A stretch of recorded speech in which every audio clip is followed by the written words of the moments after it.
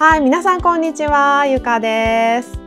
本日の動画は実用日本語です。実用日本語シリーズの動画では、日本人同士の自然な会話表現が学べます。今日は京都で撮影したこちらの動画を使って、店員さんが料理の食べ方とか料理の名前について説明をしてくれる場面を見てみましょう。皆さん日本へ旅行に行った時に必ず一度は食事をしますよね。注文した料理を店員さんが運んできてくれた時に、料理の名前や食材の名前、そしておすすめの食べ方などについて話してくれることがありますね。その時に日本語の表現が聞き取れれば、より美味しく料理を食べることができると思います。食材が何か、調理方法が何かもわからなくて、どうやって食べたらいいのか混乱した状態で食べた料理と、食材や調理方法がしっかり把握できていて、店員さんのおすすめの食べ方で食べた料理では全然違う体験になると思います。今回は約30分間の間でいろいろな食材の名前や調理方法、そして今回この京都のお店の店員さんのおすすめの食べ方などについていろいろな表現が出てきますので、一緒に勉強しましょう。まずは練習の流れを説明します。最初に字幕がない動画を一度見ます。この時点では何も聞き取れなくても大丈夫です。安心してください。今日約30分後、この動画を見終えた時には必ず分かる部分が増えていきますからね。そしてその後に私から重要なキーワードを10個提示します。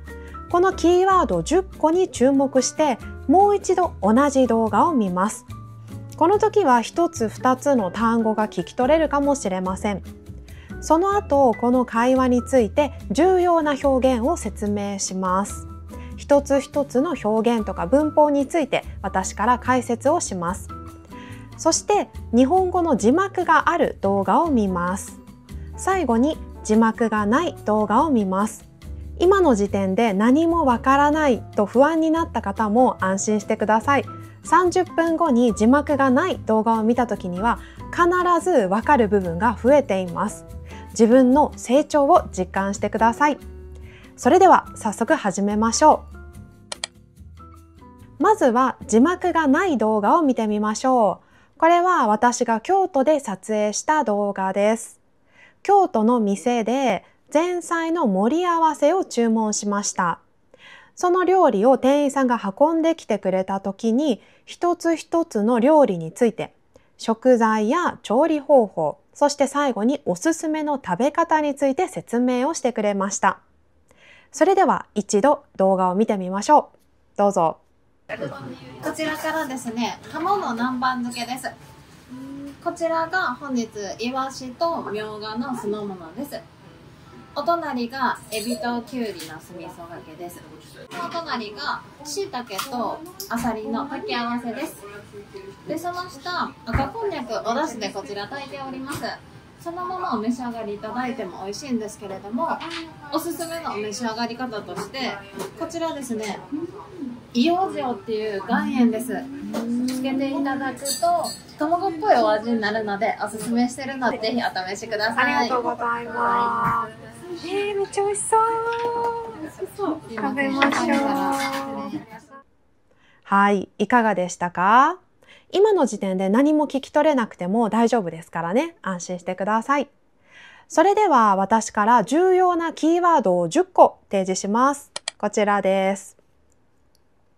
こちら、南蛮漬け、酢の物、お隣、酢味噌がけ、炊き合わせ、そのまま、岩塩、卵っぽい、お試しください。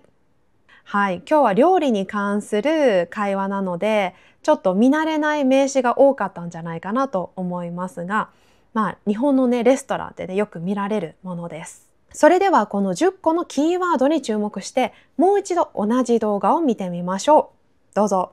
こちらからですね、鴨の南蛮漬けです。こちらが本日イワシとみょうがの酢の物です。お隣がエビときゅうりの酢味噌がけです。お隣がしいたけとあさりの炊き合わせです。で、その下、赤こんにゃくお出汁でこちら炊いております。そのままお召し上がりいただいても美味しいんですけれども、おすすめのお召し上がり方としてこちらですね、硫黄塩っていう岩塩です。つけていただくと卵っぽいお味になるのでおすすめしてるので、ぜひお試しください。ありがとうございます。めっちゃ美味しそう。食べましょう。はい、いかがでしたか？何か聞き取れた単語がありましたか？それではこの会話の中の重要な部分について私から解説をします。今回は大部分が店員さんからの説明でしたね。店員さんは最初にこのように言いました。こちらからですね。ハモの南蛮漬けです。こちらからですね、ハモの南蛮漬けです。はい、まずは食材の名前、ハモです。こちらからですね、ハモの南蛮漬けです。ハモはある魚の種類です。夏によくレストランなどで見かけます。骨がとても多い魚なので、家庭でこれを調理するということはとても少なくて、一般的には料理屋さんで食べることが多いです。ちょっとね、下処理が面倒な魚なんですね。なので、プロに頼んで、レストランとか、専門のね、そういうお店で食べます。こちらからですね、ハモの南蛮漬けです。そしてその後続いて南蛮漬けという言葉が出てきました。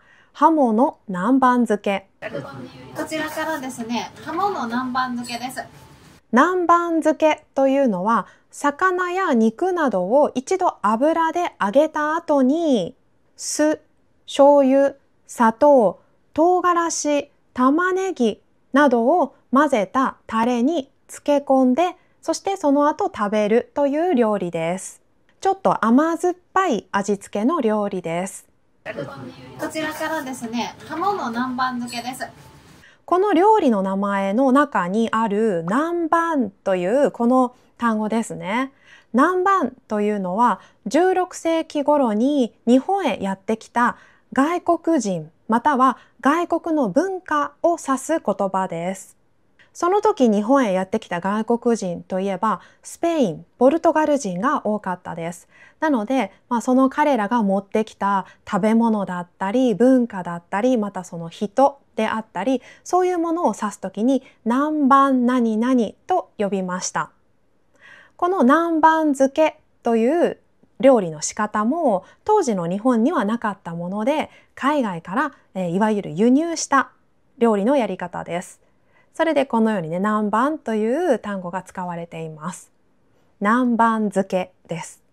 こちらからですね、ハモの南蛮漬けです。そして店員さんが最初に料理を指してこちらと言いました。こちらからですね、ハモの南蛮漬けです。こちらというのはこれまたはここの丁寧な言い方です。こちら以外にそちら、あちら、どちらがあります。どれも丁寧な言い方です。こちらからですね。ハモの南蛮漬けです。こちらからですね、ハモの南蛮漬けです。続いて次の料理の説明に移ります。こちらが本日、イワシとミョウガの酢の物です。こちらが本日、イワシとミョウガの酢の物です。またこちらが出てきましたね。店員さんが料理を指してこちらと丁寧に言いました。そして食材の名前、イワシ、ミョウガ。これも日本で本当によく見られる食材です。普通のスーパーマーケットでも、たくさん販売されている食材です。こちらが本日、イワシとミョウガの酢の物です。続いて酢の物という料理の名前が出てきました。酢の物はその名前の通り酢を使います。一般的には酢、醤油、砂糖を混ぜ合わせたタレに野菜や海藻、また魚などを入れて混ぜた料理です。それを酢の物と言います。こちらが本日イワシとみょうがの酢の物です。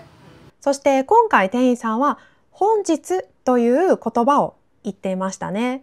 本日というのは今日と同じです。おそらくこの店ではいつも前菜の一つとして酢の物を出します。でもその食材は日によって変わります。だから店員さんは本日と言いました。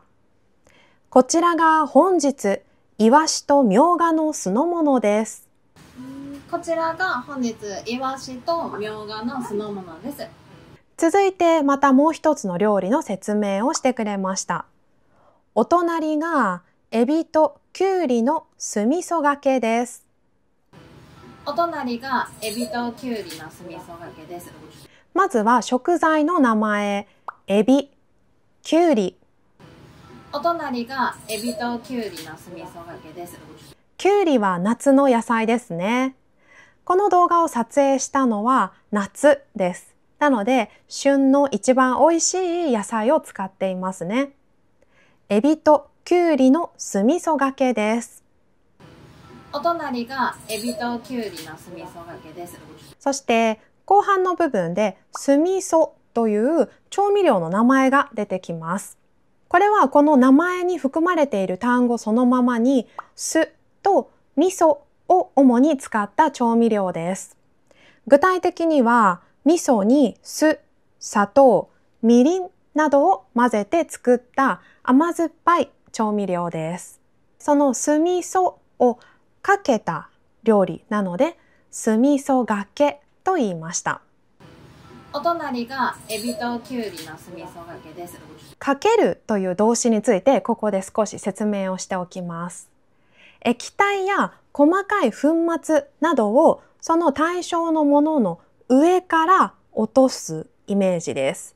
例えば今回だったらエビときゅうりがあります。そしてその上から酢味噌を落とします。それをかけると言います。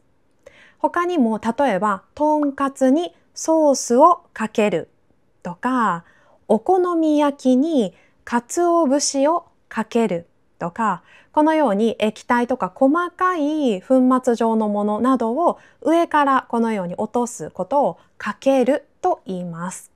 お隣がエビときゅうりの酢味噌がけです。お隣がエビときゅうりの酢味噌がけです。そして最初の部分で隣という単語が出てきましたね。隣の意味は皆さんもしかしたらもう勉強して知っているかもしれません。では隣と横は何が違うかわかりますか？隣というのは本当にすぐ近くにあるということです。例えば今私がここに座っていて隣に座ると言ったら本当にこの位置に座ることです。それを隣と言います。では横に座るだとどうでしょう？横といった場合は実は本当にすぐ近くじゃない場合もあります。近くの場合も横と言ってもいいですが、ちょっと遠いこの位置でも横と言えます。あとは例えば手を横に動かすとかね。こういう動きはこれは横に動かすですよね。で、この動きは縦に動かすですね。縦と横です。このようにね、隣というすぐ近くの位置を表す言葉と横というのは、少しね違いがあります。今回店員さんは隣と言いました。お隣がエビときゅうりの酢味噌がけです。お隣がエビときゅうりの酢味噌がけです。そして続いてまたその隣について説明をしてくれました。そのお隣が椎茸とアサリの炊き合わせです。その隣が椎茸とアサリの炊き合わせです。食材の名前は椎茸、アサリです。その隣が椎茸とアサリの炊き合わせです。そして調理方法としては炊き合わせという言葉が使われています。その隣隣が椎茸とあさりの炊き合わせです。炊くというのは、だしとか水などで食材を加熱して、その水分がほとんどなくなるまでずっと加熱をするような料理です。それを炊くと言います。例えば炊飯器を使って米を調理するとき、それは炊くと言います。完成した時にはもう水分がほとんどない状態ですよね。一方でちょっと似た言葉で煮るがあります。煮るの場合も同じようにスープとか水などを使って食材を加熱しますが、でもその出来上がった時には水分が残っていることが多いです。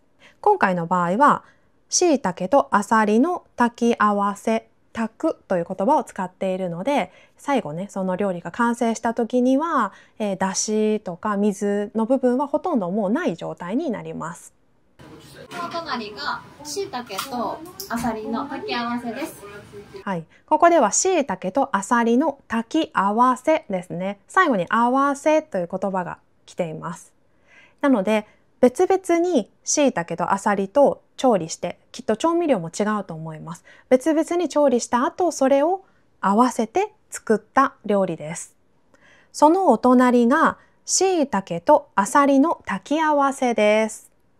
お隣が椎茸とあさりの炊き合わせです。そして続いて店員さんはこのように説明を続けました。で、その下、赤こんにゃく、お出汁でこちら炊いております。で、その下、赤こんにゃくお出汁でこちら炊いております。はい、まず食材の名前、赤こんにゃく。で、その下、赤こんにゃくお出汁でこちら炊いております。これは名前の通り赤いこんにゃくです。日本で一般的に売られているこんにゃくは灰色です。でもこのこんにゃくはとても特別で赤いこんにゃくです。この赤こんにゃくというのは滋賀県近江八幡の名物で、天然の色素を使って赤く染めています。そのようなちょっと特別なこんにゃくです。赤こんにゃく。で、その下、赤こんにゃくお出汁でこちら炊いております。それからもう一つこの材料の名前でだしが出てきます。魚とか野菜などから取ったスープです。それをだしと言います。で、その下、赤こんにゃくお出汁でこちら炊いております。日本で伝統的にだしを作るために使われる食材としては、例えば昆布、鰹節、煮干し、干し椎茸、乾燥した野菜など、そのようなものを一つだけ使うこともあるし、いくつか組み合わせて作ることもあります。そのようなね、スープをだしと言います。で、その下、赤こんにゃくお出汁でこちら炊いております。そして食材調理法以外の部分もちょっと見てみましょう。最初の部分、ではそれでとかそれからというような意味で、会話の時によく使われます。特にカジュアルな印象の会話の時によく使われる表現です。で、その下、赤こんにゃくお出汁でこちら炊いております。そして炊いておりますという最後の部分にも注目してみましょう。炊くという動詞のてけ、炊いての後ろにおりますが接続されています。炊いております。で、その下、赤こんにゃくお出汁でこちら炊いております。動詞のてけプラスおりますイコール動詞のてけプラスいますです。なので、炊いておりますイコール炊いていますです。例えば、このように使います。北海道産の米を使っております。使っておりますイコール使っていますです。それからもう一つの例文。日本語を学んでおります。学んでおりますイコール学んでいますです。このてけプラスおりますはとても丁寧な印象を与える表現です。今回店員さんはこのように言いました。で、その下、赤こんにゃく、お出汁でこちら炊いております。で、その下、赤こんにゃくお出汁でこちら炊いております。その後、続いて店員さんは赤こんにゃくのおすすめの食べ方について説明をしてくれました。そのままお召し上がりいただいても美味しいんですけれども、おすすめのお召し上がり方としてこちらですね。イオージオっていう岩塩です。そのままお召し上がりいただいても美味しいんですけれども、おすすめのお召し上がり方としてこちらですね。イオージオっていう岩塩です。そのままというのは何も変化を加えないで、今回の場合だったら何も調味料などをつけないで直接食べるという意味です。それをそのままと言いました。そのままお召し上がりいただいても美味しいんですけれども、そのままお召し上がりいただいても美味しいんですけれども、おすすめのお召し上がり方としてこちらですね。イオージオっていう岩塩です。そのままを使った例文としては、例えばこのようなものがあります。そのまま食べる。そのまま動かないで。例えば私が友達の写真を撮ってあげる場面で、ちょうどいいところに友達が立っています。じゃあもうそこから右にも左にも移動しないで、今のその場所で立ってくださいという時に、そのまま動かないでと言います。はい。このようにね、そのままという表現、いろいろな場面で使えます。今回は料理を食べる時の表現として、何も調味料をつけない、かけないでという意味でそのままと言いました。そのままお召し上がりいただいても美味しいんですけれども、そのままお召し上がりいただいても美味しいんですけれども、そして続いてその続きのところ、召し上がるという動詞が使われています。召し上がるは食べるの尊敬語です。そのままお召し上がりいただいても美味しいんですけれども、今は店員さんは客である私たちが食べる時のことを説明してくれていて、私たちが食べることを召し上がると敬語を使って表現しています。そのままお召し上がりいただいても美味しいんですけれども、そのままお召し上がりいただいても美味しいんですけれども、そして今回店員さんは召し上がるという敬語にさらに丁寧になるお何々いただくという形を付け加えて、お召し上がりいただくと言いました。そのままお召し上がりいただいても美味しいんですけれども、このおごいただくという表現、いただくの部分はもらうと同じです。例えばこのように使います。お使いいただく、ご確認いただく。そして今回の場合はその動詞の部分も尊敬語を使ってお召し上がりいただくと言いました。そのままお召し上がりいただいても美味しいんですけれども、そのままお召し上がりいただいても美味しいんですけれども、そしてその後、おすすめの食べ方について教えてくれました。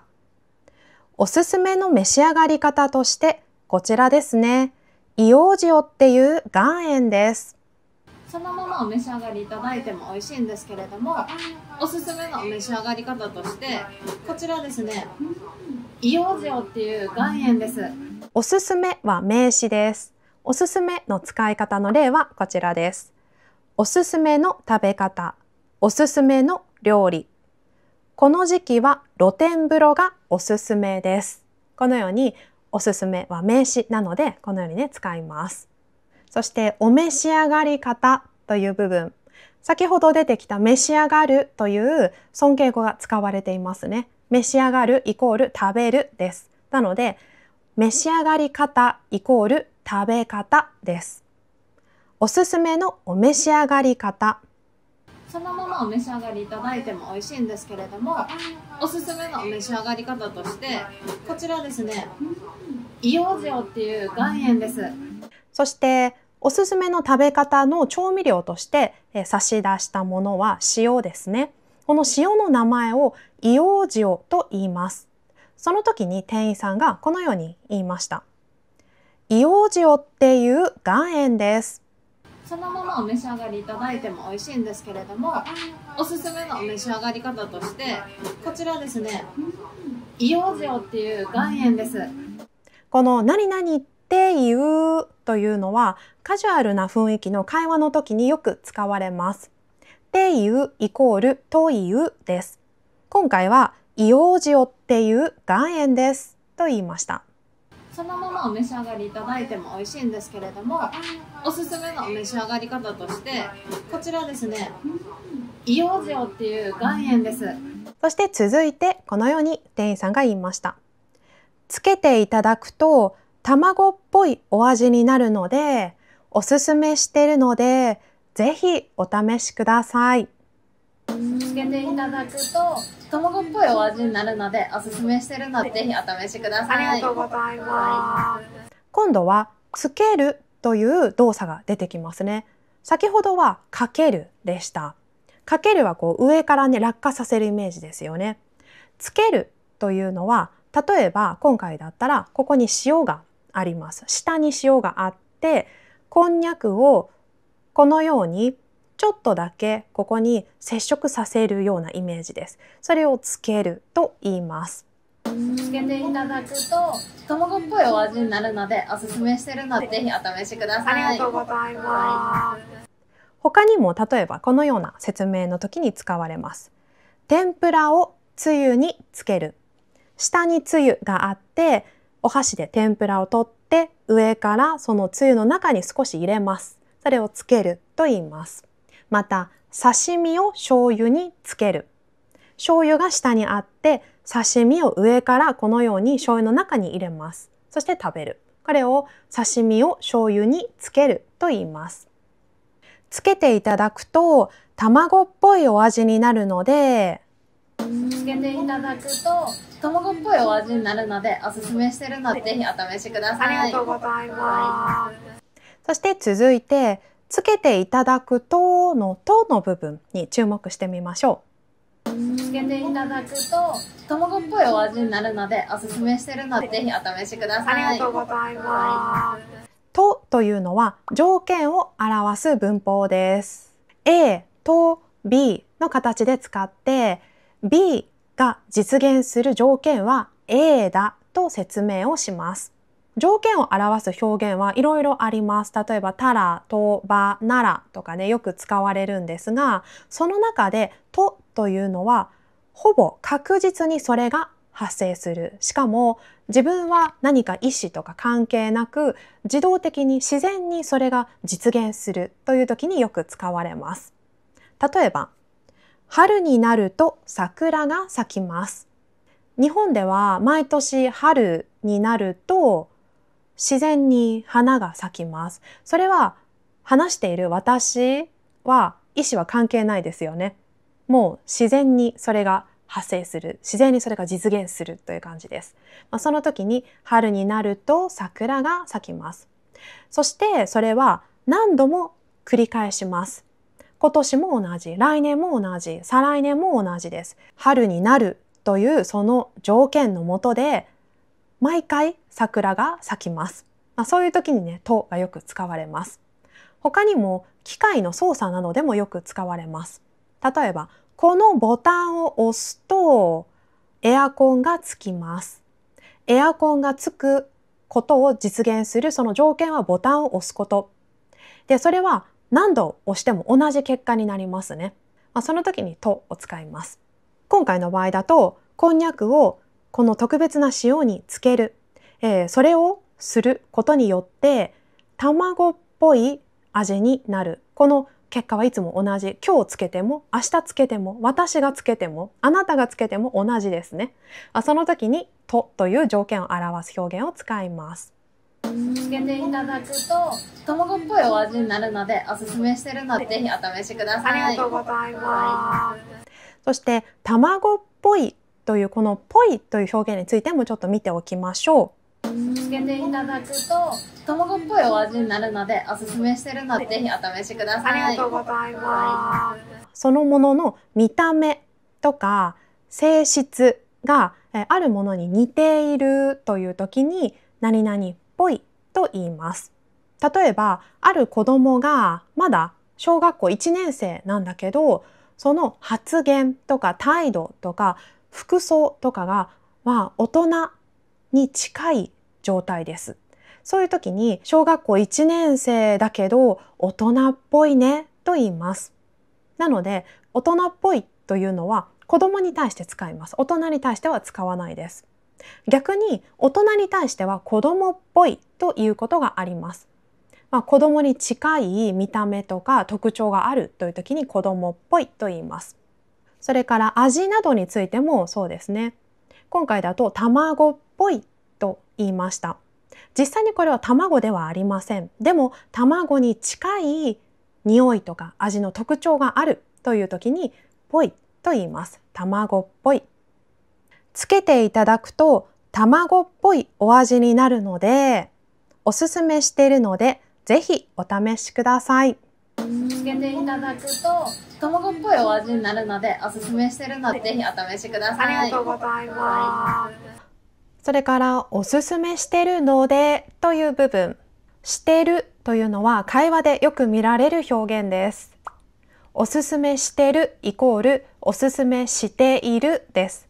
このようにいの部分を省略するのは会話表現でよく見られます。例えばカジュアルな会話でこのように言います。今何してる？テレビ見てる。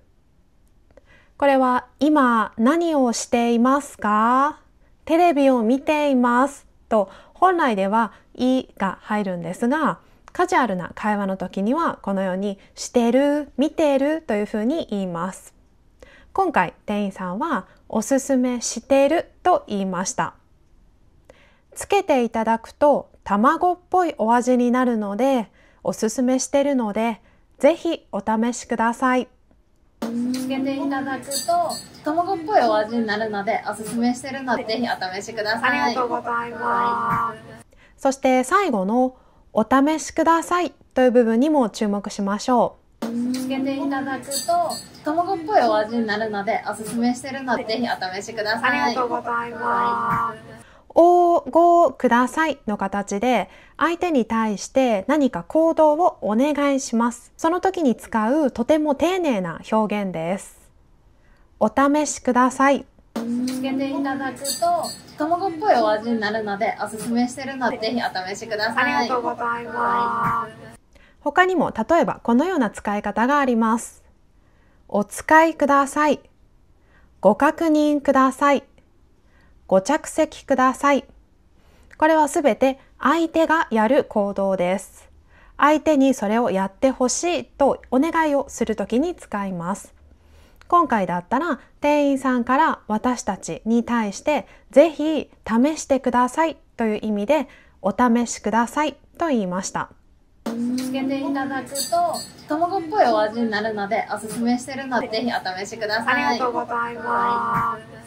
そしてその後、私はこのように言いました。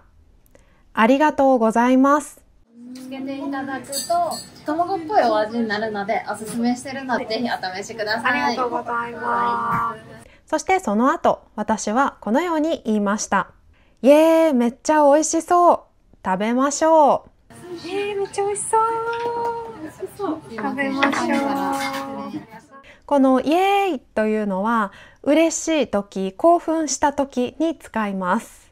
めっちゃ美味しそう。食べましょう。ここで私が話しためっちゃという表現に注目してみてください。めっちゃというのはとても程度が高いことを表します。とてもとか非常にと同じように使えます。例えば、めっちゃ美味しそうイコールとても美味しそう、非常に美味しそうです。とても非常によりも少しカジュアルな表現です。めっちゃ美味しそう。めっちゃ美味しそう。食べましょう。それから美味しそうという部分にも注目してください。先ほど店員さんが美味しいと言ったのを覚えていますか？美味しいというのは実際にそれを食べたことがある人が言います。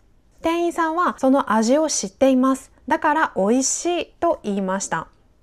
でも今私はまだこの料理を食べていません。まだ食べていないけれど、それを見た時に、あるいは店員さんからの説明を聞いて味を想像した時に、これはきっと美味しい料理に違いないと思いました。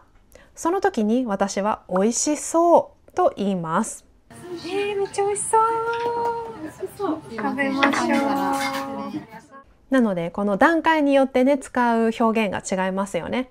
見るだけだったら美味しそう。実際に食べてる時は美味しい、美味しいねと言います。そして食べ終わったら美味しかったと言います。今回はまだ食べる前なので美味しそうと言いました。めっちゃ美味しそう。食べましょう。そして最後のましょうという形、これも会話でよく使われます。相手と一緒に何かをすることを誘うときに使います。今回だったら私と友人は一緒にこの料理を食べます。そのことを私から誘う場面で食べましょうと言いました。めっちゃ美味しそう。食べましょう。ましょうを使った他の表現は例えばこのようなものがあります。練習しましょう。また明日会いましょう。練習しましょうといった場合、私とあなた一緒にそれをやるということです。そしてまた明日会いましょうもそうですよね。話している人と聞いている人は明日また会うです。一緒にその行動をします。なので会いましょうと言います。今回は食べましょうと言いました。めっちゃ美味しそう。食べましょう。はい、それではこれから字幕のついた動画を見てみましょう。今一つ一つの表現について勉強してきたので、ある程度内容がわかるはずです。挑戦してみましょう。どうぞ。こちらからですね、鴨の南蛮漬けです。こちらが本日イワシとみょうがの酢の物です。お隣がエビときゅうりの酢味噌がけです。お隣がしいたけとあさりの炊き合わせです。で、その下、赤こんにゃくおだしでこちら炊いております。そのままお召し上がりいただいても美味しいんですけれども、おすすめのお召し上がり方としてこちらですね、硫黄塩っていう岩塩です。つけていただくと卵っぽいお味になるのでおすすめしてるので、ぜひお試しください。ありがとうございます。めっちゃ美味しそう。食べましょう。はい、それでは最後に字幕がない動画を見てみましょう。今日の実用日本語の動画が始まる時に何もわからないと思った方も、今なら聞き取れる部分が増えているはずです。今日確実に自分が変化した、成長したということをぜひ実感してください。それでは挑戦してみましょう。どうぞ。こちらからですね、鴨の南蛮漬けです。こちらが本日イワシとみょうがの酢の物です。お隣がエビときゅうりの酢味噌がけです。お隣がしいたけとあさりの炊き合わせです。で、その下、赤こんにゃくおだしでこちら炊いております。そのままお召し上がりいただいても美味しいんですけれども、おすすめのお召し上がり方としてこちらですね、硫黄塩っていう岩塩です。つけていただくと卵っぽいお味になるのでおすすめしてるので、ぜひお試しください。ありがとうございます。めっちゃ美味しそう。食べましょう。はい、いかがでしたか？実用日本語シリーズでは他にもいろいろな会話表現をご紹介しています。時間がある時にぜひ他の動画もご覧ください。またこの動画がいいと思ったらぜひグッドボタンとチャンネル登録、そしてコメントもお待ちしています。ではまた次の動画でお会いしましょう。バイバイ。こちらからですね、鴨の南蛮漬けです。こちらが本日イワシとみょうがの酢の物です。お隣がエビときゅうりの酢味噌がけです。お隣がしいたけとあさりの炊き合わせです。で、その下、赤こんにゃくおだしでこちら炊いております。そのままお召し上がりいただいても美味しいんですけれども、おすすめのお召し上がり方としてこちらですね、硫黄塩っていう岩塩です。つけていただくと卵っぽいお味になるのでおすすめしてるので、ぜひお試しください。ありがとうございます。めっちゃ美味しそう。食べましょう。